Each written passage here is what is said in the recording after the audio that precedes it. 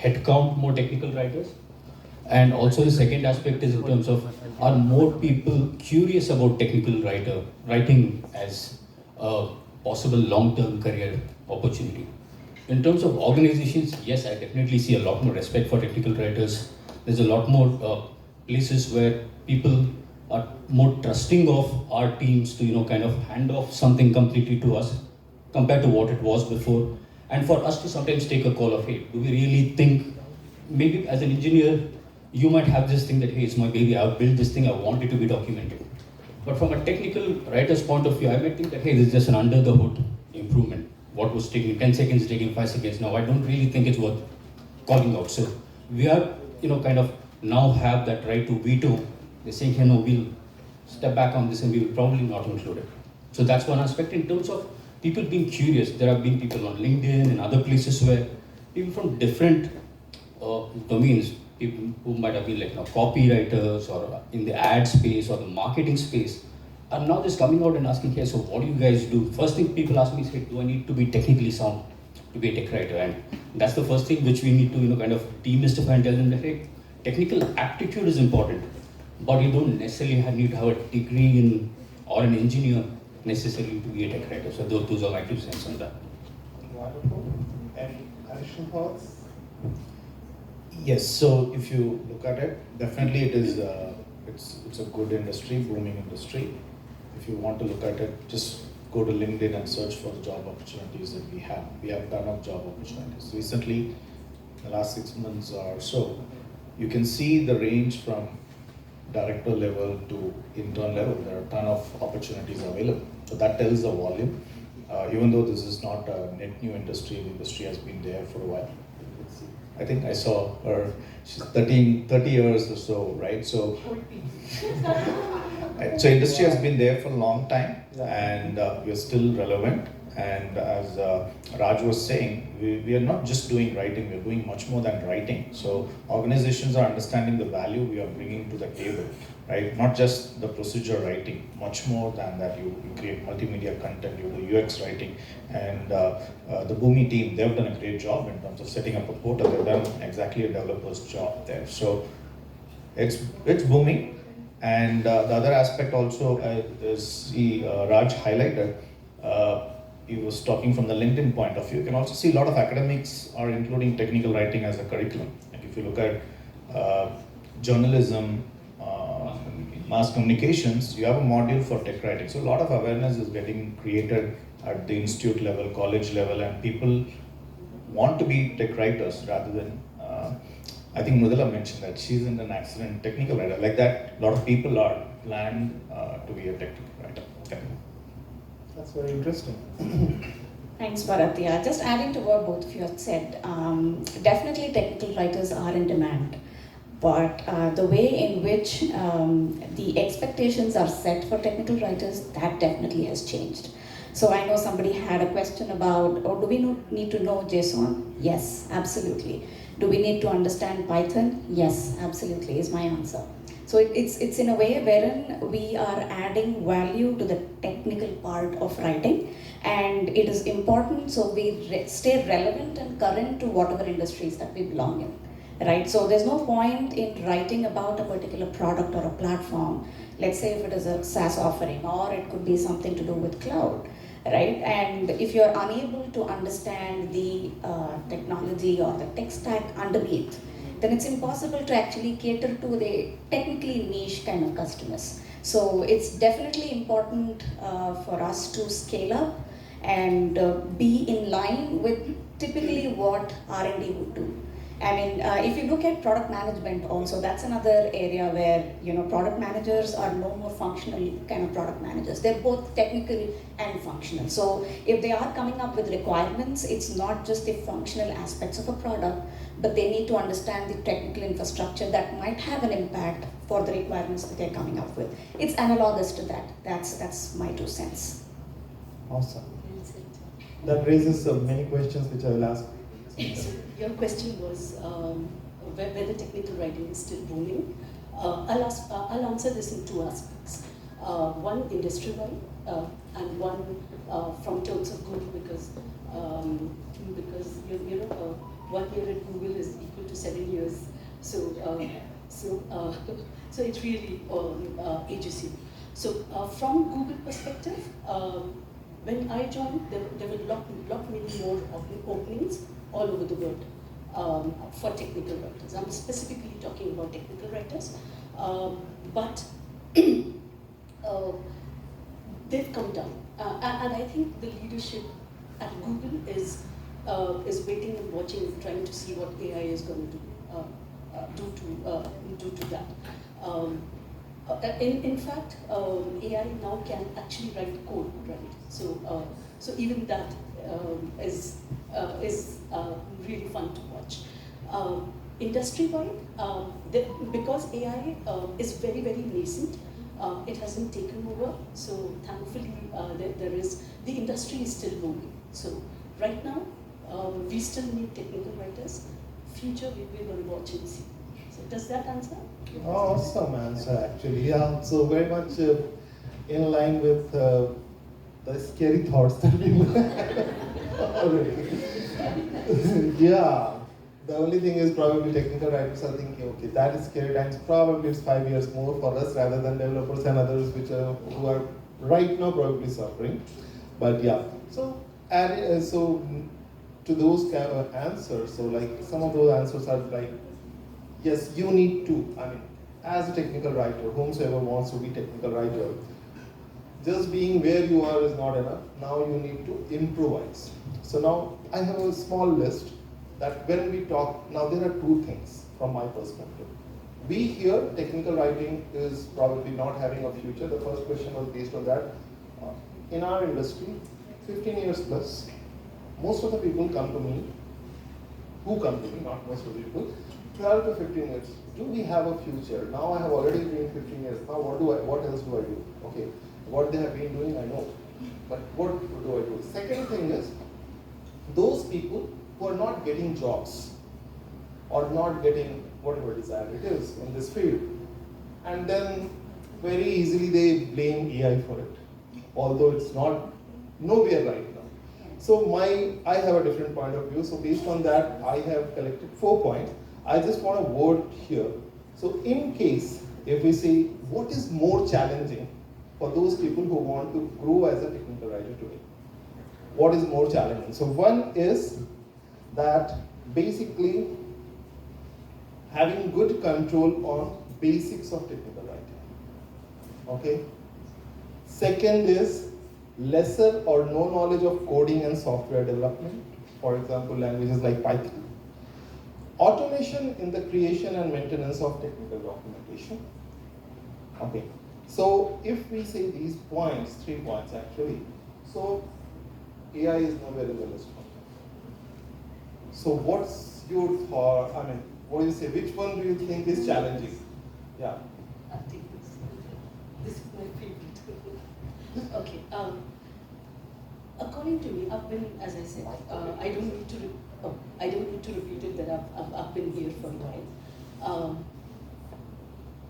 What has I'm talking from personal experience. What has made me relevant is not a lot of technical writers that I've been hiring for 17 years now, and a lot of technical writers I talk to, especially in India, what we see is they talk about tool expertise. They talk about how good they are at MatCap, Flare, or FrameMaker, or whatever the new latest tool is. But the problem is, organizations, when you move from one organization to another, you have to learn a new tool altogether. So if you come at Google, you will have to forget everything that you've ever used. And we have our own dog fooding, and we have our own tools, and we use that tool, and everyone and their mother, starting from Sergey Brin and Larry Page to small bits like me, we all use the same tool. So, if you are focusing on tool expertise, if you come to me and say, I am the Einstein of tool ABC, good for you, but you will have to forget all about that and learn. If you go to Meta, they have their own tool sets. If you go to any good self-respecting organization, they will have their own tools, right? So tools, if you are focusing on tools, you will be, I apologize to say that, but you will be expendable. What makes you special and what makes you really relevant is your knowledge of the underlying technologies that you're working with. I want to tell you that one of my favorite questions that I ask in my interviews of writers is to explain whatever latest product they are working on, explain it to me and talk to me about what it is, what business case it uses, solves, things that you need to know, right? Can you describe me the architecture? What are the components of that architecture? And I can tell you only 2% of writers that I've ever spoken to have been able to answer that question. And those writers are now working with me. So what makes you relevant is not the knowledge of tools. What makes you relevant is knowledge of technology. So if you say, I know networking, networking is networking. Whether it's at Google, whether it's at Salesforce, whether it's at Adobe, whether it's at whatever, Boomi, for instance, or digital AI for that matter. The technology stays the same. Learn that. Learn that so good that you can answer, if somebody wakes you up in the sleep, you can answer the questions, the basic questions. Or at least, when you're preparing for interviews, at least learn your own product.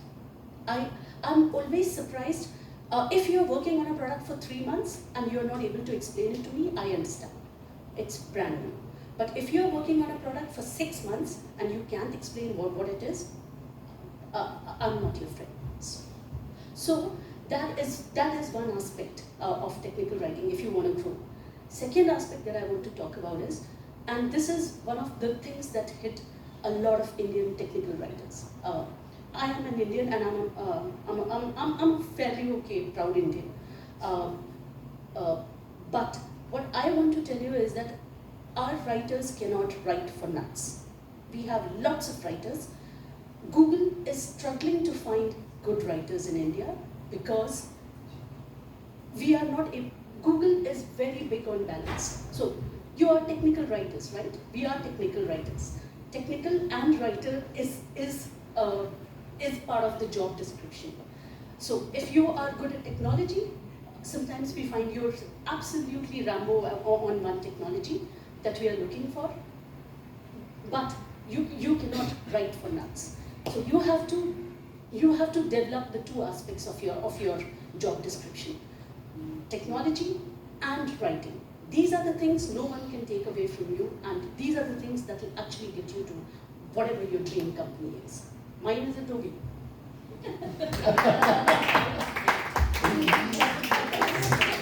So technically, what I understand you mean is be a real technical writer. When you get the designation of technical writer, Yes.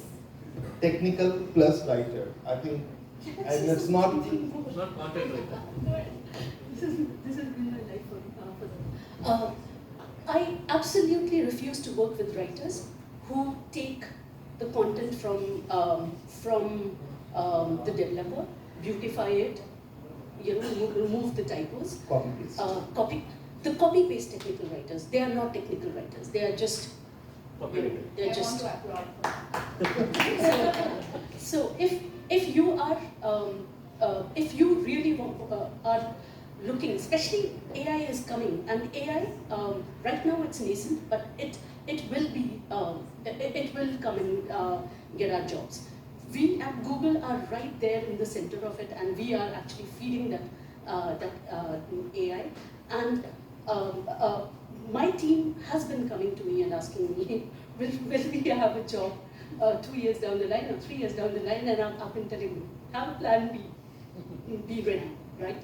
So what I want to tell you is that just beautifying the content that you get from the software engineer or your development team is not gonna stand you in good stead in the coming future, because AI can do that. AI can do much better than that. You will take what you will take 1 day to do, AI can do it in 5 minutes. We've seen it, right? So you better get ready to give AI a run for its money. Sorry, I talk a lot. That's why they make me married. And when she is saying like AI can write, what we can do, AI can do better. Faster. I mean, faster, and the way of writing is probably better. Beautiful.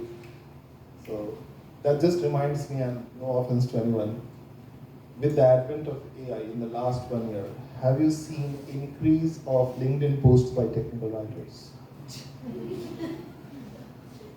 They were technical writers before also, but the LinkedIn posts, at least the knowledge sharing LinkedIn posts were very less. But now you see, probably, I hope all of them are actually doing it, and without going to ChatGPT, they are pasting it there. Anyway, so yeah, so technical plus writer, that's one's done. Any additional points? Yeah, I think I echo whatever Meta mentioned, especially, that's why I said, we have to be the technical part, the writer. Oftentimes when I interview, this is what I keep hearing. I never got a chance to actually use a product. I was never given access. To me, that's bully, sorry for my language, but it's absolutely bogus, is what I understand. Whatever organization that you're in, it's about how you build your rapport. Even a mere or a meager dev or a QA instance is something that you can grab. And once you have that technical prowess, there is absolutely no way in which your R&D team would say, no, we'll not give you the sandbox instance. It's about how you build that credibility, how you say that, yes, I'm ready to make my hands dirty, playing around with products, installing it, and then configuring it, stumble upon it, and then do it. And yes, I literally applauded for the fact that no, we're not waiting for information from developers. Gone are those days. We are creating our content, we are our masters, and we are customer advocates more than anything else. I mean, we are consumers of that product, and if we are not able to understand or decipher what a particular configuration is doing or what a particular workflow is doing, then we wouldn't really be able to do any justice in the content that we create.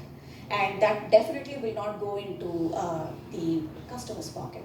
And where we are talking about, I know for a fact that we're talking about how, all said and done documentation in a product organization can be considered as a services kind of an element, wherein we are probably not directly contributing to revenue. But in terms of when it comes to ROI, what is it that we can do? Because people are investing in us, is about how we can build in that technical prowess, work with your support team, understand how much of this can be reduced in terms of support tickets. These are certain things in an organization which is probably not as big as Google, but in an organization that I come from, we have a lot of access to these guys.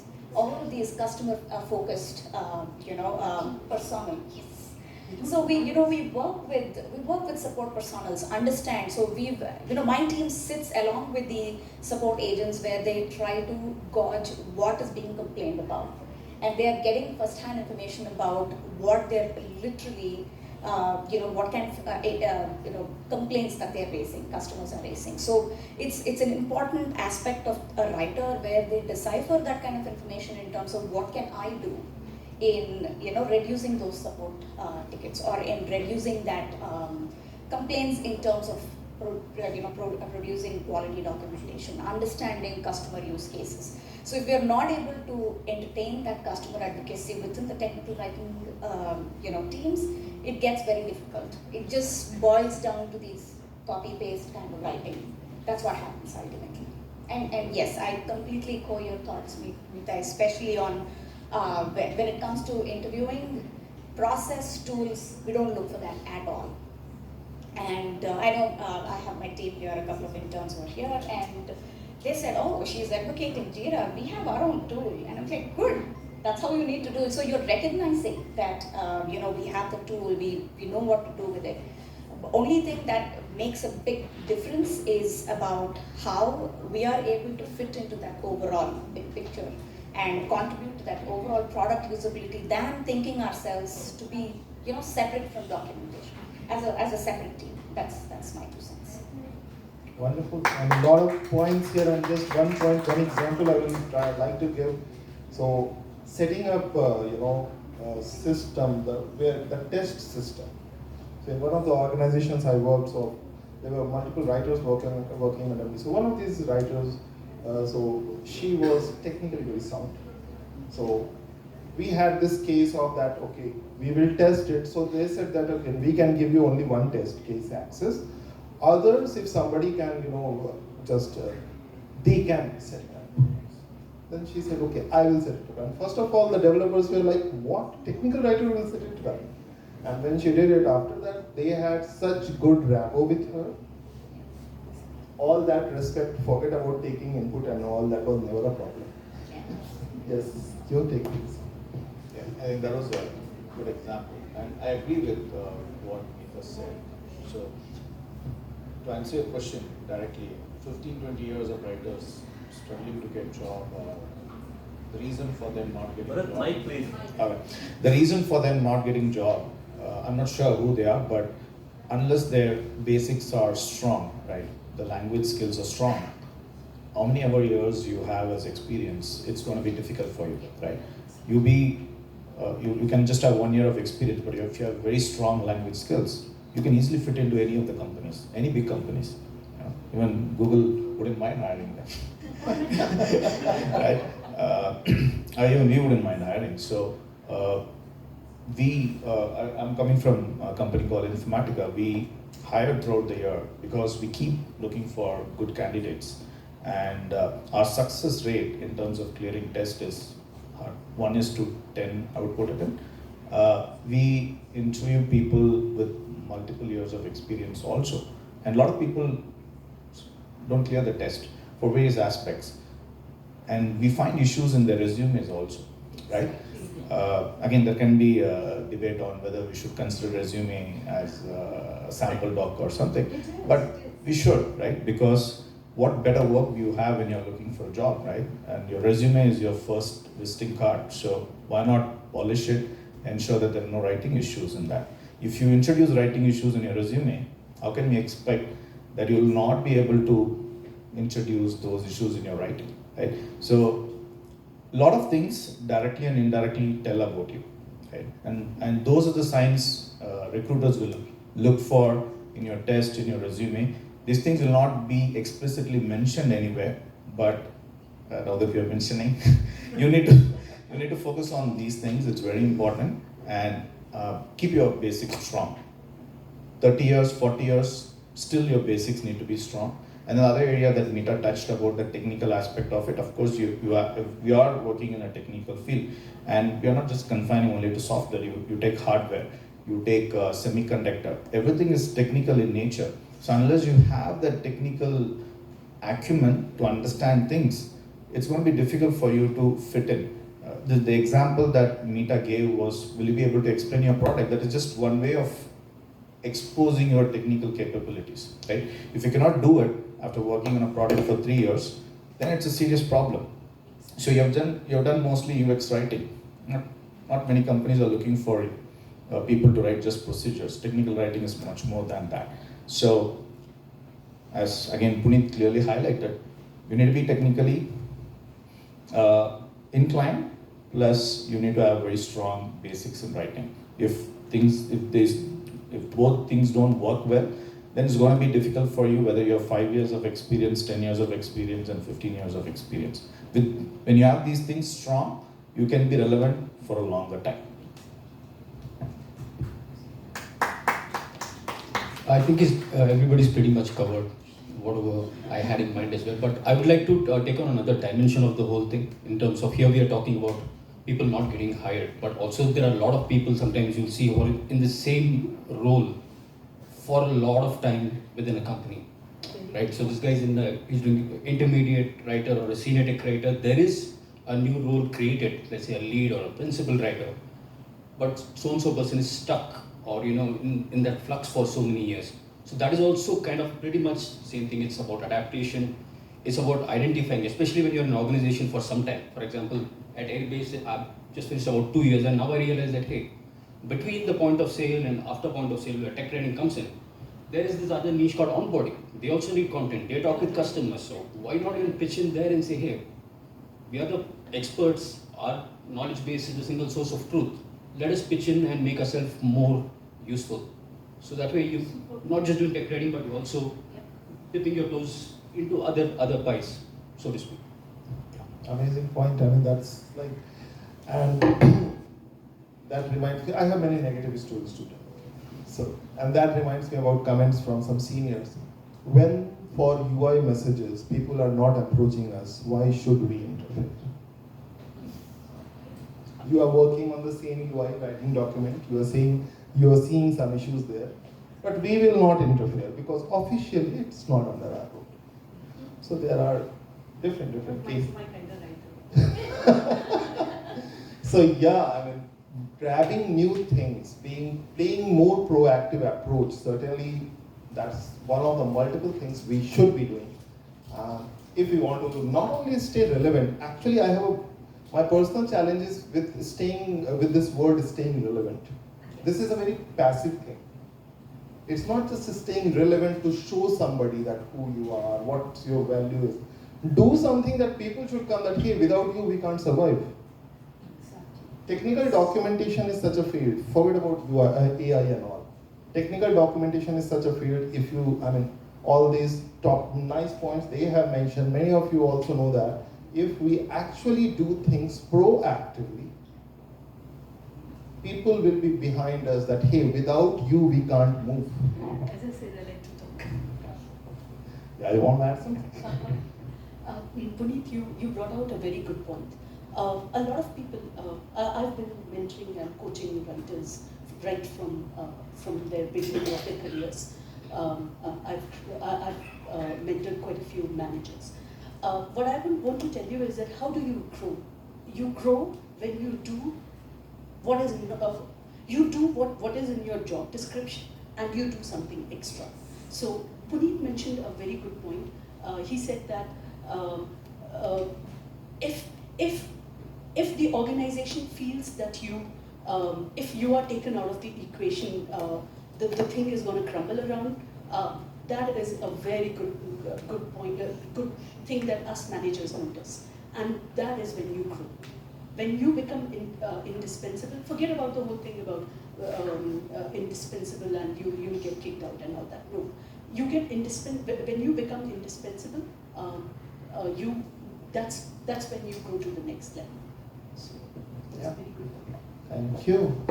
So basically that we do have, okay, audience, we do have scope for your questions also. But before that, since we talked about managers, so now just to add for AI, we already had a chat and we know what is, so we don't need to discuss in depth in there. In this whole scenario, and plus now future thinking about AI, and there are many organizations which feel that probably we can buy some tool, AI tool, and basic documentation we can do. So in this case, what do you think is the role of managers now? Because I personally feel managers have a very important role now to play.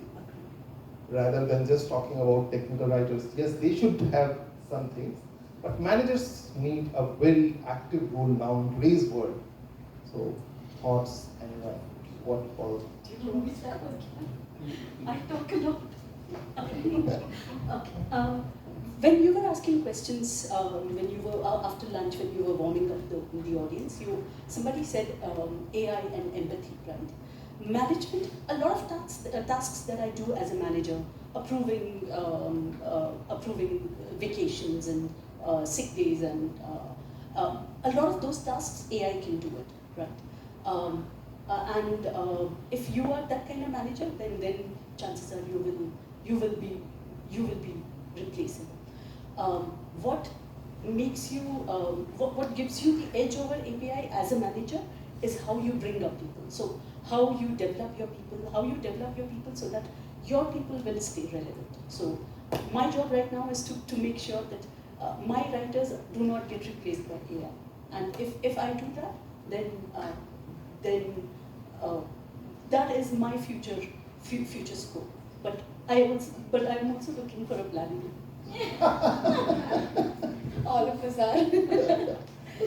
Yeah, so adding on to what Meeta mentioned, I think, and also adding on to what Bharat mentioned about basic skills. So I think time and again, if we imbibe the quality of continuous learning, and that doesn't mean that they go back in the same domain. So if I have to give an example, in my own team, there's been a writer who was interested in development, and he's a senior writer who moved to be an associate developer within the team, right? And then there's another writer who said, I don't want to move into people management, that's not my cup of tea, but he was technically inclined. And he said, I want to work with a support organization. He went to work with them for a year, but then he came back, he said, I like it better here. That's another thing. But then these are different avenues. So there is a lot of scope for lateral growth as well within the technical writing domain. I've known writers who've gone on to become product managers, who've gone on to become technical architects. So these are certain things that, we don't have to confine ourselves within documentation itself. And as leaders, I feel that we have to imbibe that kind of sense and say that no, and then gone are those luxurious days where we had editors and tool engineers and publishers who would do a lot of work for us. It's more about how we're able to make our team a lot more self-sustaining. That way we retain our criticality to the organization, wherein we are wanted and we bring in that value add. So for example, even before AI and all of that came into picture, I think automation was big in a way or two, and then we looked at ways in which we automate the entire publishing pipeline, right? So that's again, increasing productivity. So these are certain things that you can, as a leader, we can try to imbibe and identify. And like Meeta said, if you're just trying to, do your people management in terms of just approving your leaves or handling some conflict management, then definitely yes, you are replaceable. But if you're trying to grow the team in terms of whatever they want as career or hone their career aspirations, then I think we stay relevant. And it's a lot more that how we contribute to the organization as a whole, and for which there is a lot of rapport building that happens not just within the team but with your counterparts in R&D and support and product management, because they come back to us and they say, okay, this is what, hey, that looks like this is a feedback that for you guys to handle.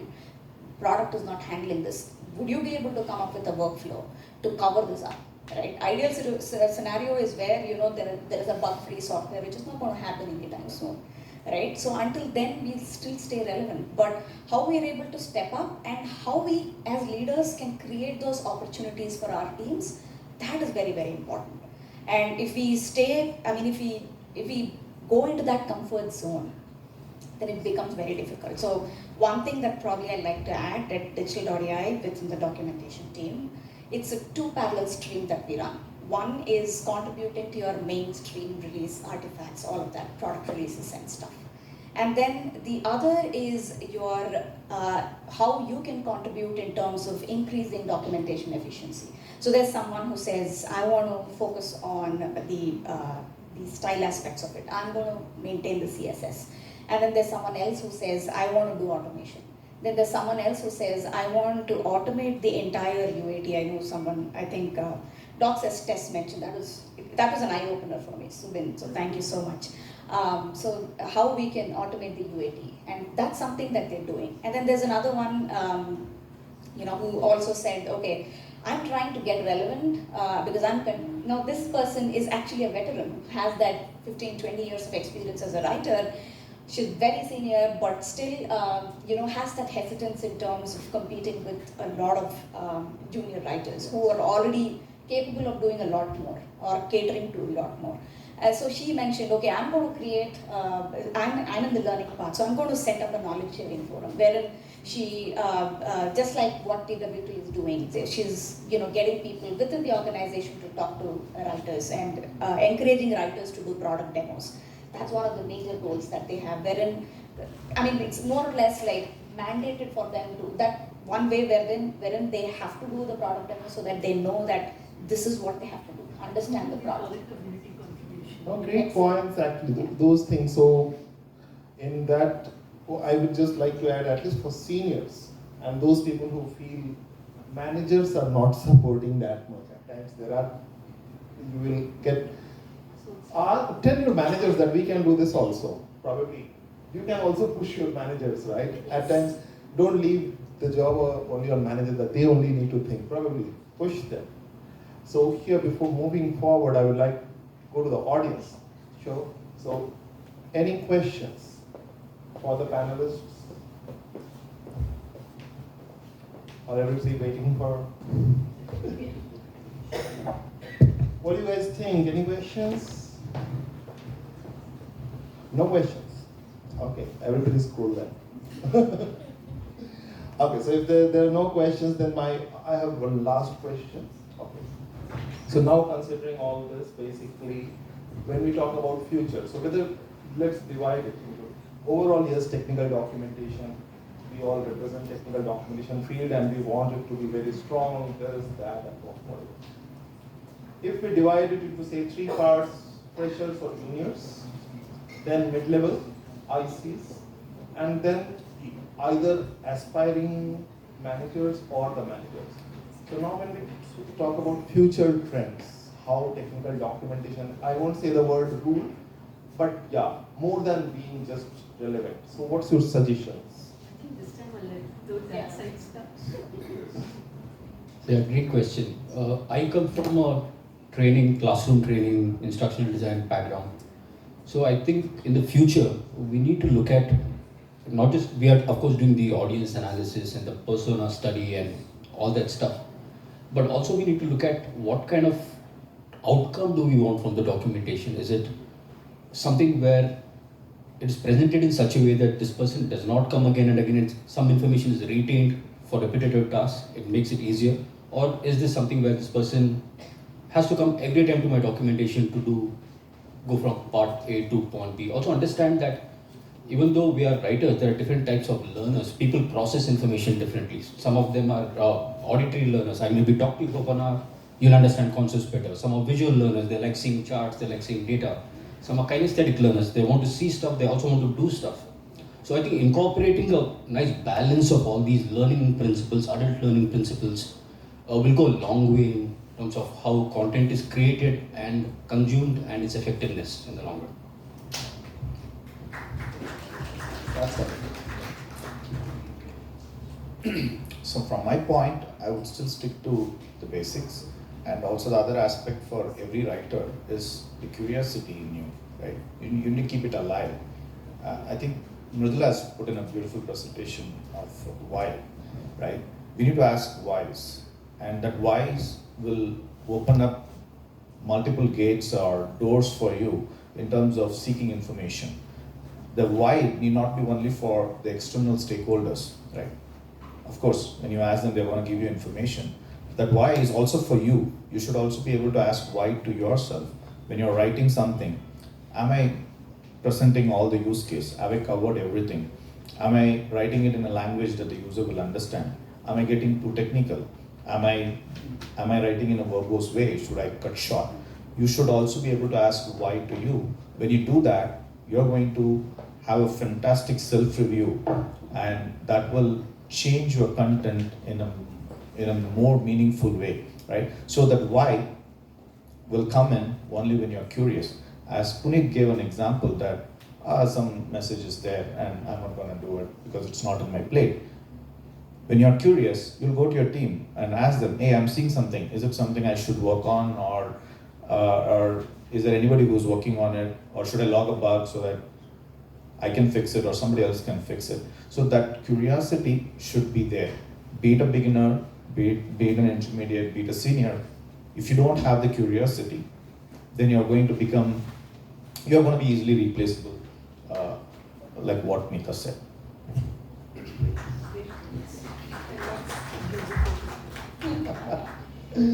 Yeah, I think nothing major to add from what Bharat and Raj said. So I think one thing is, yes, curiosity part is important. I think we shouldn't fear, have that fear for technology. Just barge in, and we have to stay abreast in terms of whatever the technology trends are. And like Puneet, you mentioned in the morning today, you said we never dreamt of AI coming in 10 years. So the question about how are we going to stay relevant in 10 years is right now is unanswerable. Probably it's only about how we visualize in the next 2 years. Take it, one step at a time. And for that to happen, I think we just have to eradicate that fear of technology. We just have to be, I agree that we have to have that basics of technical writing. That is more like a given now. You have to have it, there's no choice, right? So you have to be a communicator, an excellent one, a flawless one, right? And but apart from that, what value add you bring to the organization, what is it that you can do, that wherein the management thinks that you don't have to be replaceable or you're critical to the organization, that's where technology plays a big role. So again, I want to reiterate that basic writing, yes, definitely understand the product, yes, but don't have that fear of understanding technology, just go for it. And understanding JSON and all of those words that Malti just put, it's just beautiful. Trust me, you don't have to be a developer to really understand. In fact, Google provides a lot of free information about how you can, learn about all of these. It's a terrific set of courseware which might be used actually so understanding JSON and other stuff. And yes, definitely focus on API documentation. It is really important.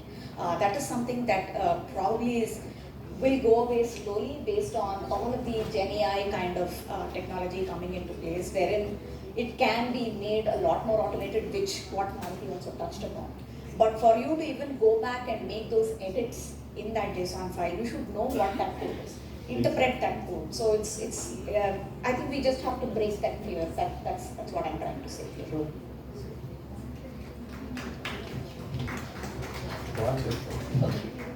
People get excited when they hear get technical. Yes. So your question was how is technical writing going to look in the future? I accepted the invite for this session because that's a question I've been asking myself. Because we are in the eye of the storm. If you are at Google, if you are at Microsoft, right now Google and Microsoft are neck to neck, competing with each other, trying to kill each other in the AI space, right? And for the first time, Google is actually slightly lagging behind Microsoft. But that said, the one thing that I want to say is that, oh, sorry, my bad. I apologize. Okay, so one thing that I want to say is that the way I see it, and I might be wrong, I might be completely wrong, but the way I see it is that AI is what industrialization did to the whole manufacturing business right back in 18th century. It changed the world. I have a feeling that AI will have that kind of effect. Right now, it's very, very nascent. It's very new. So, so if you ask me today how the world is going to be 5 years down the line, I can't tell you that right now because things are happening very fast. But what technical writing is going to be in future is how you learn to work with AI. So instead of fearing AI, what I would suggest is, and this is something that I have been shoving down my team's throats. What I've been trying to do is learn AI, because you don't know thy enemy. So learn AI and see how you can use it. You can use it to make your work easier, better, faster. Because those are the writers that will survive. One.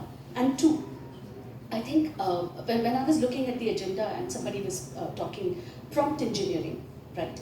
AI, a lot of, when I was listening to the responses when Puneet was asking questions to all of you, I think that I might be wrong again.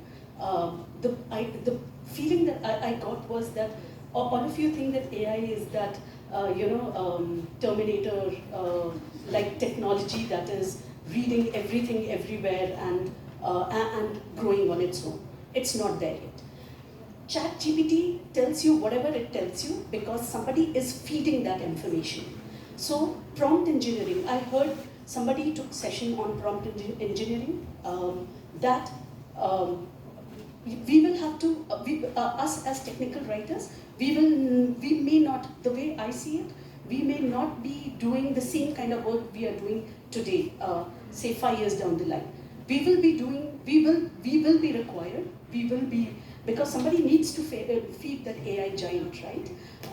So we need to feed that AI, and your job profile might change a little bit. And one more thing that I want to tell you is that I always feel that as a writer, writing I find, I've been around so I have lots of opinions. One of my opinion is that AI is, writing is reactive. People come to documentation when they face a problem, right? If you want to grow, if you want to become indispensable, another way of becoming indispensable is getting into UX. Because UX fixes problems even before they happen. Right at the UI level, right? Make the UI more usable, make it more. Those are the ways. To my very, very, very, very limited knowledge that I see it, but I might be wrong. 2 years down the line, you can come to me and kick my backside and say, you were wrong. So that, I think, overall these views cover a lot, and I will just twist, I think, Rabindranath Tagore's line, and I can say lots to do before we say technical writing has nothing to offer. So, Rabindranath Tagore has that line, I guess. I'm forgetting that line, but yeah, quite a distance to go before I sleep by or something like that. Miles to go, right? So miles to go here, lots to learn and do before we finally say, okay, technical writing is in danger. But yep, if we don't do things, then certainly we are in danger. And I think from most of the points that we gathered, and most of you also keep on talking about it, we see even in our WhatsApp groups and all, regarding talks regarding AI and different things. A few days before there were talks about JSON and all, why learning is important. Somebody is offering, we have a jobs category, I think Mridula also mentioned, there was somebody, like, why do they have to ask about JSON to us? And then somebody said, yeah, and then somebody came, why should not they ask? They are hiring. Okay, so anyway, so I think hopefully a lot of answers you all might have got, and my only request is, out of this room when you go, many things probably you all already know. When you talk to people whom you know in the community, in your office, tell them upfront, yes, be scared, but don't be scared about losing job. Be scared about not doing things. Do things. There are so many options to do. Probably if you do, the future is safe, and yes, it has to be done from all levels, freshers, mid-level ICs, managers, but yeah, they have to do, they have to act, and they must act now. Technical writing, I feel it's a very bright future, AI or not, but it has a very bright future if we do the right things. Yeah, now there is no more escaping behind, oh, I am a technical writer, I write good English, I'm masters in English, so I can be a technical writer. Gone are those days.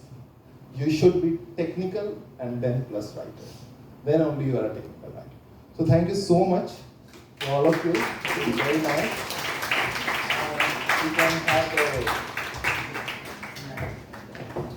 please stay here. Yeah. So just close this. Yeah.